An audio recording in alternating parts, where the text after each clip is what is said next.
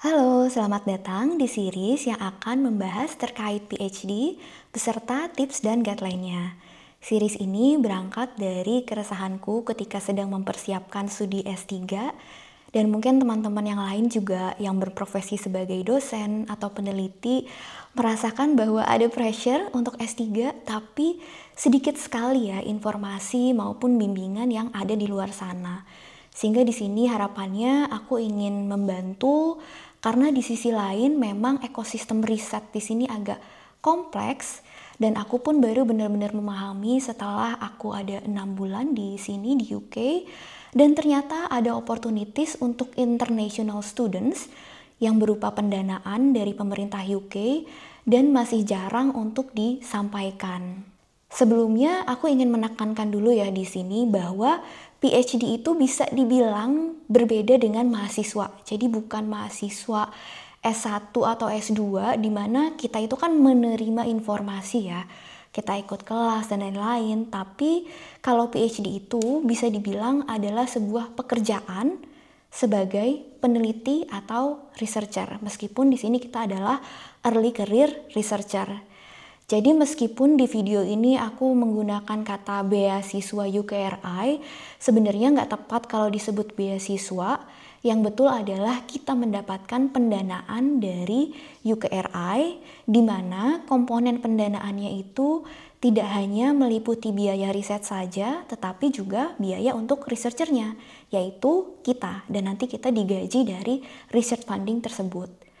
Ya, jadi kalau misalnya kita ngobrol dengan teman-teman yang ambil PhD di Eropa, itu tuh mereka sebenarnya suka bingung loh, kayak, hah, kamu bayar tuition fee untuk PhD? Karena bagi mereka, PhD itu adalah sebuah pekerjaan. Dan kita apply PhD itu sebagaimana kita apply pekerjaan, ya. Dan nanti aku akan sebutkan lagi di situ. Jadi, yang ingin aku sampaikan di sini adalah kesempatan pendanaan melalui UKRI atau UK Research and Innovation. Kenapa? Ini sangat penting karena pendanaannya sendiri lebih generous dibanding beasiswa yang dari Indonesia.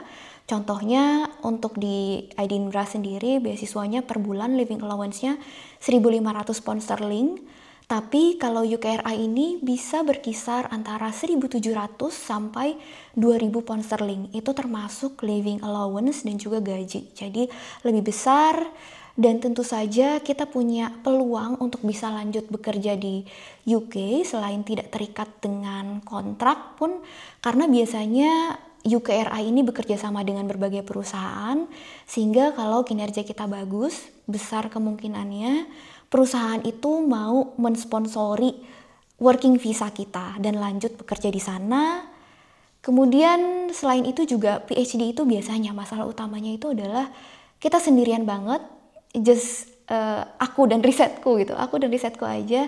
Sementara kalau misalnya kita punya semacam research cohortnya sendiri, kita bisa ada sharing lah ya, karena setidaknya kita akan feeling less alienated atau feeling less isolated di situ. Dan yang terakhir yang paling penting adalah biaya tuition fee untuk international students itu semakin lama semakin tidak terjangkau dan selalu naik. Bahkan bisa dibilang hampir 50% lebih tinggi. Jadi kalau misalnya tuition fee untuk lokal itu 8.000, untuk international students itu bisa 16.000 sendiri gitu. Jadi semakin lama semakin naik dan tentunya memberatkan ya. Dan ini juga jujur sudah banyak dikritik oleh berbagai pihak gitu, karena dianggap unfair untuk para international students. Nah, sehingga kalau misalnya ada kesempatan untuk international students mendapatkan pendanaan dari pemerintah UK itu sendiri, aku rasa sangat baik untuk kita manfaatkan kesempatannya. Jadi UKRI itu apa? Mungkin ibaratnya UKRI ini adalah Kemristeknya atau Kementerian Ristek di Inggris atau Skotlandia dan juga Irlandia Utara ya. Jadi mencangkup itu semua. Singkatan dari UK Research and Innovation. Di sini kalian bisa lihat ada 7 research council yang berbeda, di mana nanti dananya akan disalurkan dari masing-masing research council. Nah, tapi kalian nggak usah pusing karena kalian nggak perlu submit ke masing-masing research council ini.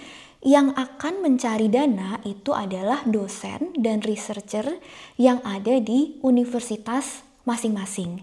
Ya, jadi kalian tidak usah memikirkan soal ini. Misalnya, supervisorku ini juga sedang mengajukan pendanaan nih dari UKRI. Kemudian nanti dari komponen dana tersebut, supervisorku misalnya bisa mendapatkan funding untuk proyek selama 6 tahun. Kemudian dari funding tersebut, dia bisa mendapatkan 1 postdoc researcher dan 2 PhD researcher gitu ya. Jadi sudah ada alokasinya masing-masing. Nah, informasinya ini bisa didapatkan di mana? Ya salah satunya dari LinkedIn. Jadi kita follow aja beberapa orang-orang yang menurut kita calon-calon supervisor yang potensial. Tapi aku juga akan share 2 program. Yang pertama namanya adalah Center for Doctoral Training dan yang kedua adalah Doctoral Partnership Program. Kalau CDT ini biasanya untuk yang di bidang STEM, Science, Technology, Engineering, Mathematics. Sementara untuk yang Doctoral Partnership Program biasanya untuk di bidang Social Science dan juga Humanities. Yang menarik dari CDT ini adalah kita akan ada kelas-kelasnya gitu ya. Jadi semi pembelajaran juga dan program ini biasanya 4 tahun. Jadi wajarnya rata-rata PhD di UK ini adalah 3 tahun, tapi khusus untuk program CDT 4 tahun. Kenapa? Karena di tahun pertama itu ada thought modules-nya. Di sini aku ambil contoh ya, salah satu program CDT di mana ada core course-nya. Di situ bisa dilihat ada Introduction to Quantum Computing contohnya.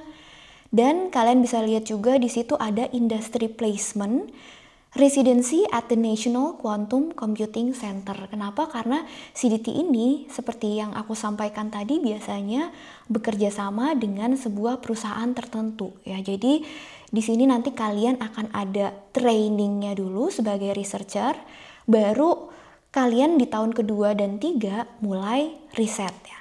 Selain itu juga ada elective course yang bisa dipilih. Biasanya elective course ini lebih macam-macam karena sesuai nanti topik risetnya itu seperti apa. Dan selain elective course ini biasanya juga masih banyak istilahnya cohort building events, entah itu ada seminar atau biasanya juga kalian diminta untuk bikin public engagement ya. Jadi ini masih agak mirip gitu sama kuliah karena masih ada angkatannya juga di mana kita masih bisa belajar bareng-bareng dalam satu kelas. Kita ada di dalam satu angkatan dengan jumlah yang berbeda-beda di masing-masing CDT.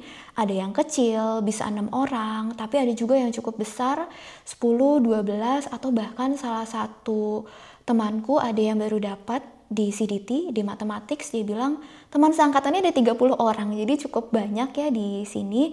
Ini ada contohnya, aku kasih gambar, ini adalah contoh mahasiswa di 2 CDT, jadi memang nanti foto kalian akan dipajang di websitenya. Tetapi memang mesti perlu diperhatikan bahwa ini kan beasiswanya dari pemerintah UK ya.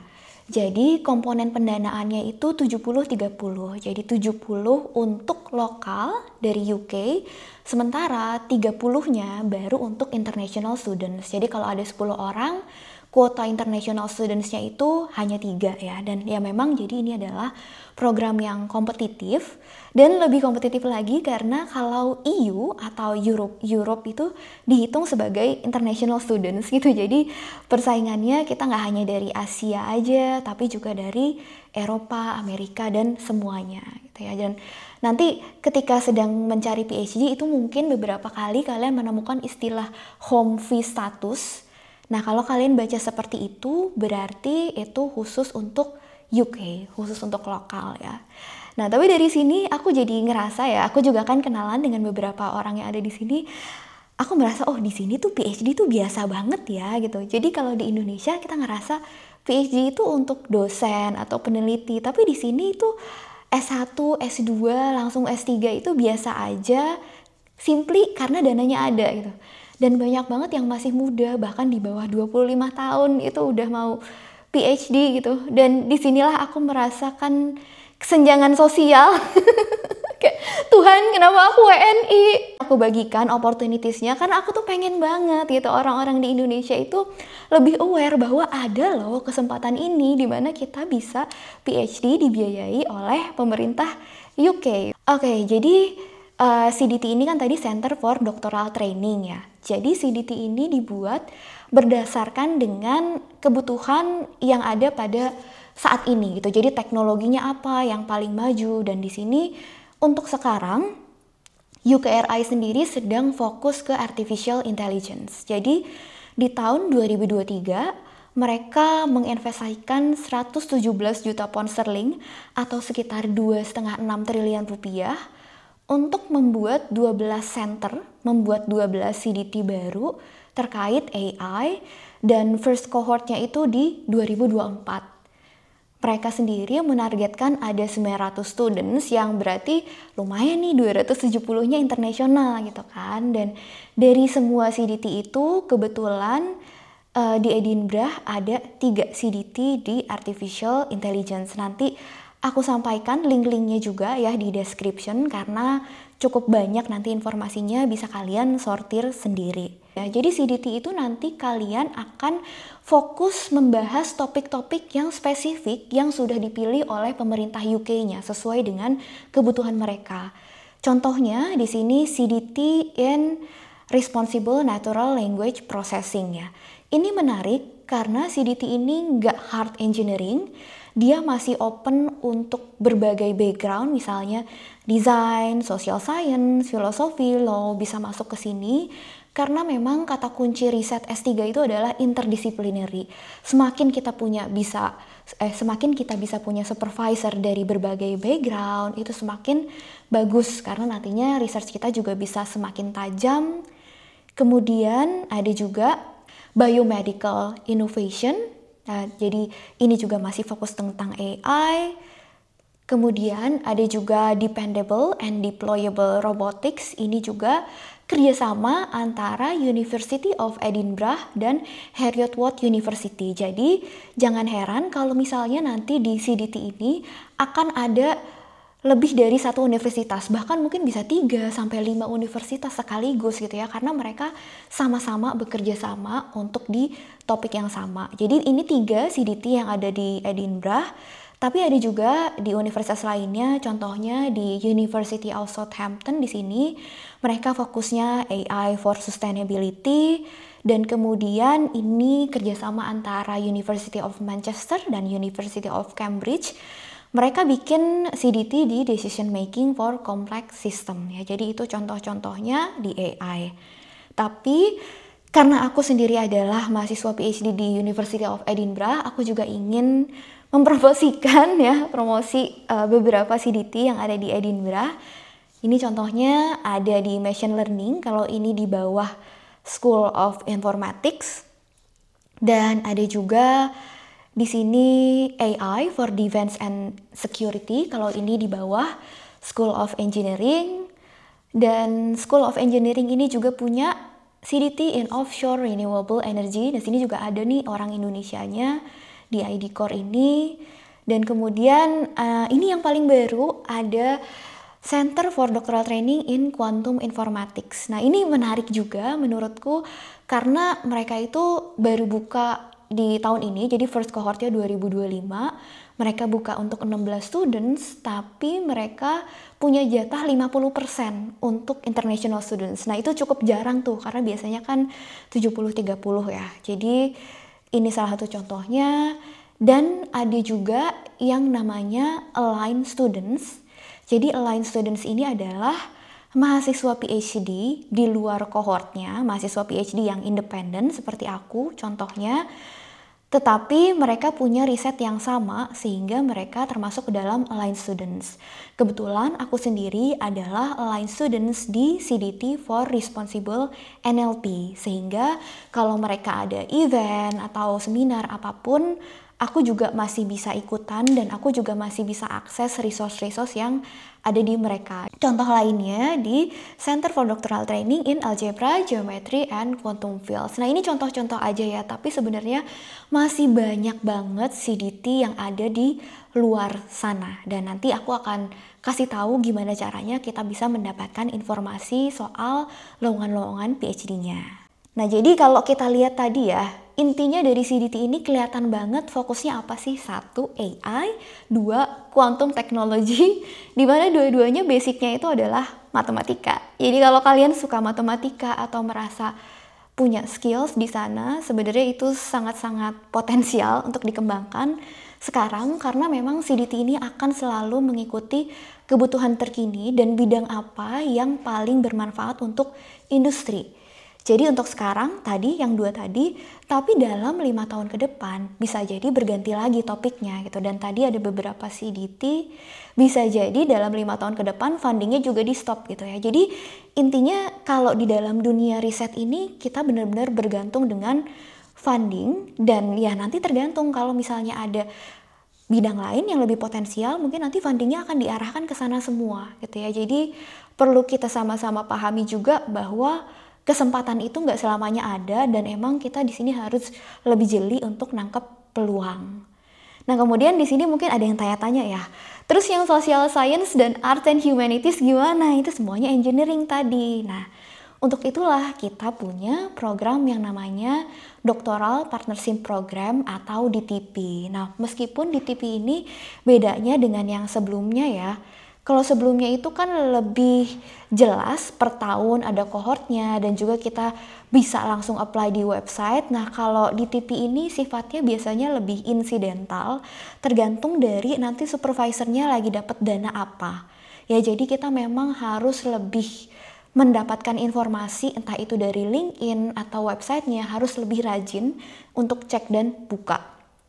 Nah beberapa di TP, salah satunya di sini adalah Scottish Graduate School of Social Science (SGSSS). Kalian juga nanti bisa lihat linknya di situ. Nah, nanti mereka akan menyiapkan informasi terkait peluang apa saja yang ada. Contohnya di sini 2 peluang ini di University of Glasgow dan Strathclyde ini aku dapatkan dari LinkedIn-nya. Jadi kalian follow aja di situ kalau misalnya SGSS memang ketertarikan kalian bisa lihat nanti akan ada beberapa informasi meskipun jujur ya, kalau dibandingkan dengan science and engineering ini lebih terbatas gitu. Jadi jujur memang seperti itu kenyataannya. Dan ada juga kalau yang Arts and Humanities, SGSAH. Oke.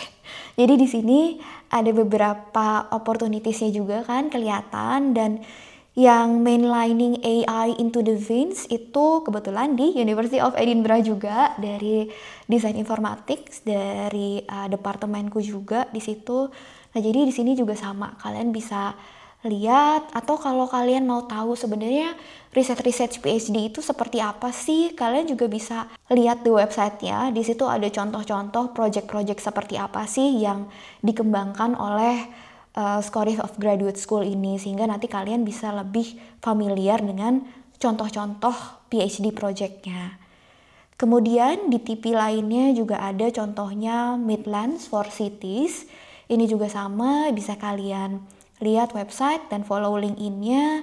Dan di situ ada beberapa contoh, biasanya kalau ini memang lebih berkaitan dengan sejarah. Jadi nanti kalian akan menggunakan arsip yang ada di library atau museum yang ada di sekitar UK. Biasanya seperti itu. Tapi aku juga harus sampaikan di sini ya, kita harus benar-benar jeli untuk kita ngelihat mana sih yang open untuk international students dan mana yang spesifik UK only. Lalu kita bisa cari informasi di mana. Di sini aku akan bagikan beberapa websitenya. Yang pertama adalah Scholar Idea.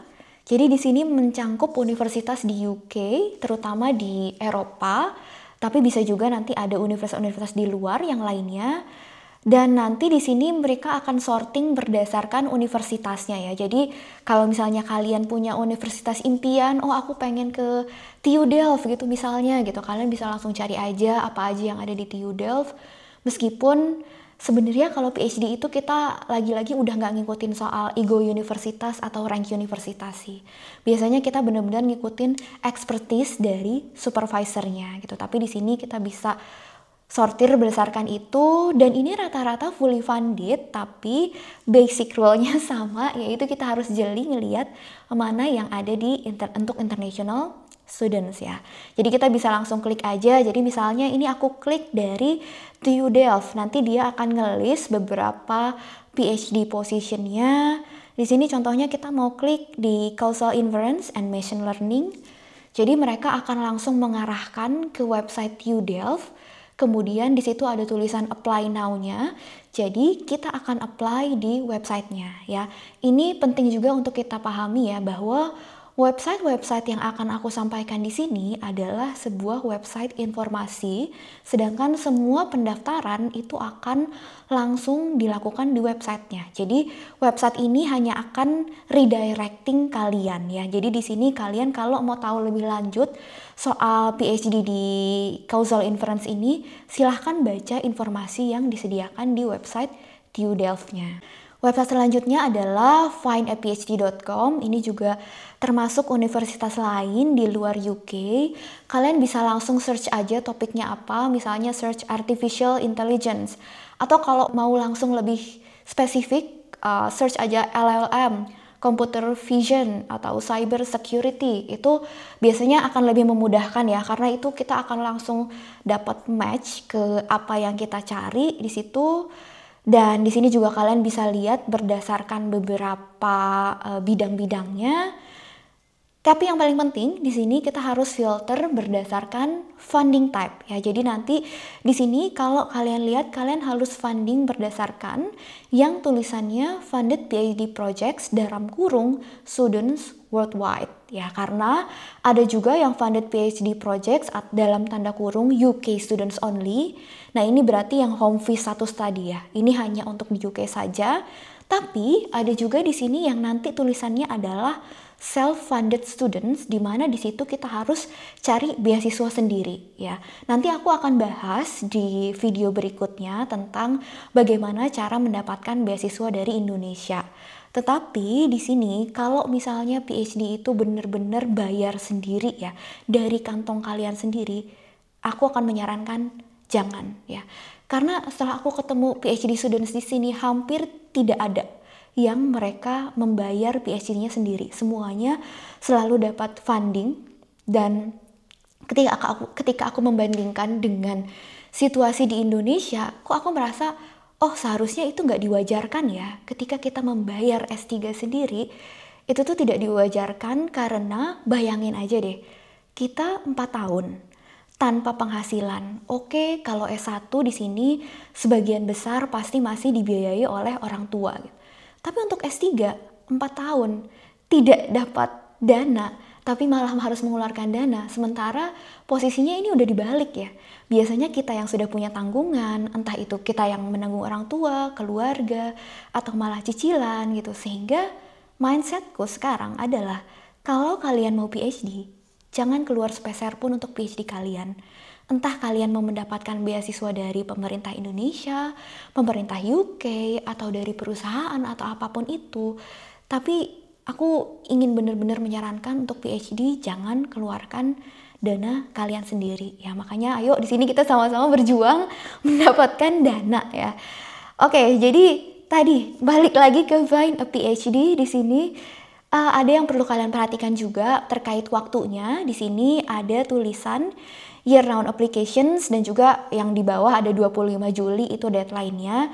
Jadi kalau year round itu berarti aplikasinya ini selalu dibuka ya, jadi kita bisa start kapan aja. Nah biasanya lowongan-lowongan ini ya, mereka itu punya standar yang cukup strict. Dalam artian kalau misalnya nih ada standarnya itu misalnya skornya 100 ya, ada orang yang skornya 90, itu nggak akan masuk gitu. Jadi mereka nggak ngejar untuk benar-benar harus ada nih satu orang, enggak gitu. Kalau misalnya orangnya itu tidak memenuhi syarat, mereka tidak akan terima, dan mereka akan terus open positionnya sampai ada orang yang memenuhi syarat tersebut. Kalau di analogi tadi berarti sampai orang itu memenuhi nilai 100 Ya jadi ini cukup kompetitif gitu karena mereka benar-benar nyari mana yang sesuai dengan kebutuhan mereka. Kemudian di sini juga ada website lainnya jobs.ac.uk. Sebenarnya sama aja dan nanti informasinya juga kadang-kadang agak diulang. Tapi biasanya untuk orang-orang yang ada di UK suka merasa bahwa website ini lebih lengkap, lebih informatif, dan juga deadline-nya itu bisa lebih jelas ya seperti yang bisa kalian lihat di sini sehingga mempermudah. Tapi di sini aku mau kasih contoh ya informasi yang ada di dua website. Jadi informasi ini adalah PhD yang sama, intinya adalah tentang robotics. Ini dari website yang Find a PhD seperti ini. Nah ini jadi antara 3 universitas ya, ada Manchester, Glasgow, dan juga Oxford. Jadi tahun pertama wajibnya itu di Manchester, nanti tahun kedua dan seterusnya itu biasanya tergantung primary supervisor kita di mana, apakah di Manchester, Glasgow, atau Oxford. Nanti kita akan ngikut base-nya kemana. Kemudian ini informasi yang ada di jobs.ac.uk yang menurut aku sih interface-nya lebih mudah dipahami ya, dan lucu juga di sini informasinya agak beda di yang sebelumnya khusus UK students, tapi di sini kelihatan bahwa fundingnya itu bisa juga untuk EU students dan international students. Kalau kita ngeklik apply, kita akan diarahkan ke websitenya yang ternyata di sini juga adalah CDT atau Center for Doctoral Training tadi gitu, CDT and Robotics and AI for Net Zero. Ya jadi sebenarnya kita nggak usah pusing nyari semua CDT yang ada di UK karena mungkin lebih dari 100 ada kali ya, dan aku pun juga nggak tahu semua CDT yang ada di UK karena akan banyak banget. Jadi saranku kita bisa fokus aja ke lowongan yang ada. Kalau memang nanti itu bagian dari CDT, kita akan diarahkan ke CDT-nya gitu ya. Atau misalnya kita juga bisa dapat funding bagian dari dana yang diterima oleh supervisor, tapi di luar program CDT gitu. Informasinya sama kita dapatkan dari website-website tadi ataupun dari kita follow di LinkedIn. Kemudian selanjutnya academicpositions.com. Nah ini website yang akan aku pakai setelah PhD-ku selesai karena aku pengen cari postdoc. Nah di website ini kita bisa mendapatkan informasi mengenai seluruh academic positions ya. Jadi baik itu sebagai dosen, sebagai research fellow, research assistant, ataupun postdoc. Jadi kita memang harus filter khusus untuk PhD. Dan di website ini nanti khusus untuk UK dan EU. Ya, jadi itu beberapa website-website yang bisa digunakan. Jadi silahkan nanti kalian rajin-rajin aja cek peluang-peluang apa yang ada di website tersebut. Kemudian selanjutnya aku ingin membahas soal persyaratan secara umum ya. Karena nantinya pasti setiap program punya syaratnya sendiri. Jadi biasanya umumnya adalah transkrip nomor 1, kecuali kamu master di universitas yang sama, kemudian kamu mau langsung lanjut PhD. Jadi ini contohnya dari temanku juga. Jadi dia itu masih mahasiswa master, dan master itu kan resminya selesai di bulan Agustus.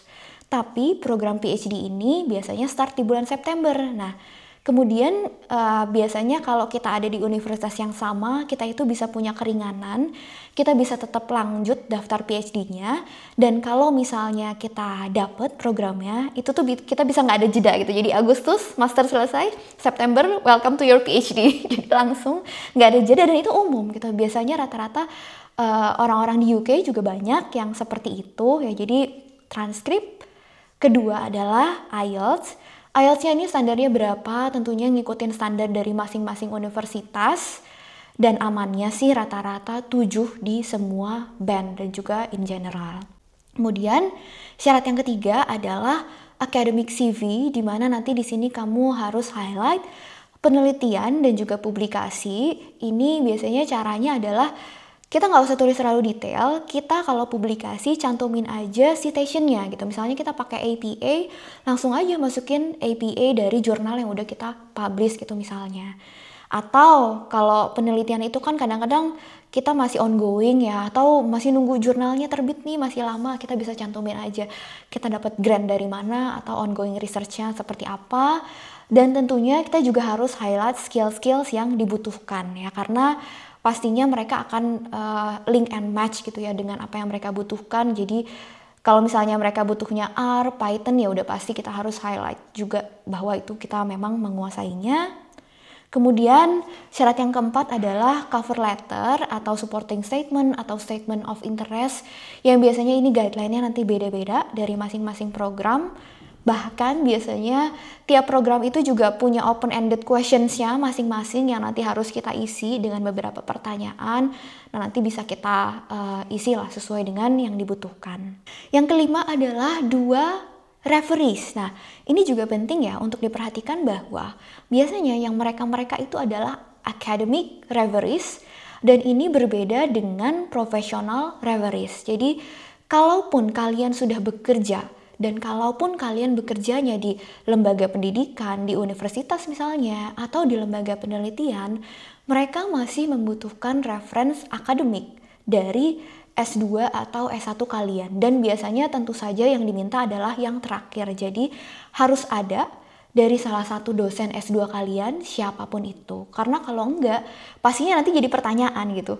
Loh, kenapa nih kok dosen S2-nya nggak mau kasih rekomendasi gitu ya. Dan jangan remehkan hal-hal kecil seperti ini, karena ini adalah hal-hal yang penting untuk kalian bisa lolos di awal di administrasi sebelum akhirnya masuk ke tahap interview gitu ya. Jadi pastikan kalian punya hubungan yang baik dengan dosen-dosen S2 kalian.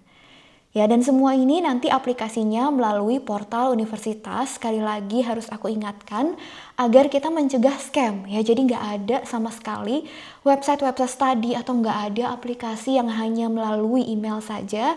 Karena pada akhirnya semua aplikasi, baik itu nanti program CDT atau program DTP, itu semuanya adalah melalui portal universitas. Terus kalau misalnya ada pertanyaan, silahkan boleh disampaikan di kolom komentarnya, karena jujur ya, aku tuh pengen banget lebih banyak orang Indonesia yang aware dengan kesempatan ini, karena masih jarang sekali yang memberikan informasi, dan akhirnya aku juga pengen kita sama-sama memahami bahwa PhD itu nggak cuma hanya satu jalur aja, nggak cuma hanya dari beasiswa pemerintah Indonesia aja, tapi juga ada beasiswa-beasiswa lainnya, atau dari Eropa. Kadang-kadang universitasnya itu juga memang menyiapkan funding untuk mahasiswa PhD-nya.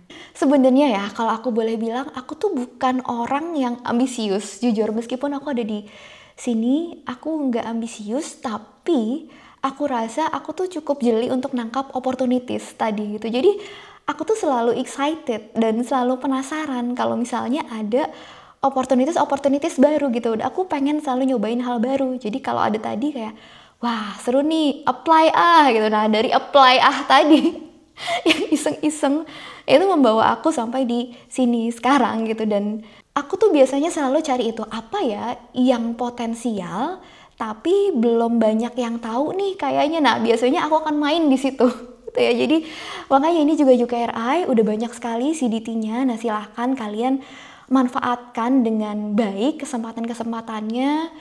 Dan basically aku juga kan memang suka belajar ya, dan aku berharap di sini mudah-mudahan semangatku juga bisa nular ke semua yang nonton di sini, dan semoga informasinya bisa bermanfaat.